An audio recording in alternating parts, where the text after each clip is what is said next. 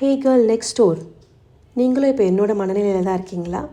அப்போ நீங்கள் இதை கண்டிப்பாக கேட்கணும். அவள் எப்பொழுதும் மற்றவர்களின் துணையை தேடிக்கொண்டிருந்தாள்.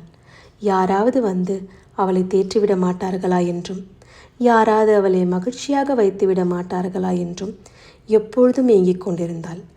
ஆனால் அப்படி வரும் நாட்கள் அவள் வாழ்வில் மிக குறைவாகவே இருந்தது.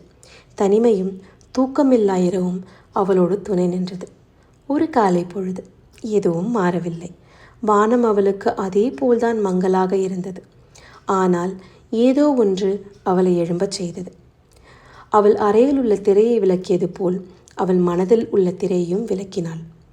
அவள் அறையில் உள்ள திரையை விளக்கியது போல் அவள் மனதில் உள்ள திரையையும் விளக்கினாள். தனக்கான நேரங்களை தானே அமைத்து கொண்டாள்.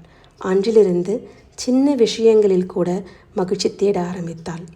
தனக்காக சிரித்தாள், தனக்காக வாழ்ந்தாள். அதன் பிறகு அவள் யாருக்காகவும் காத்திருக்கவில்லை. அன்று சூரியன் பெரிதாக ஒளிரவில்லை, ஆனால் அவள் ஒளிர்ந்தாள். அன்று சூரியன் பெரிதாக ஒளிரவில்லை, ஆனால் அவள் ஒளிர்ந்தாள்.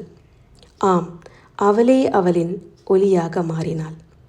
S, be your own sunshine.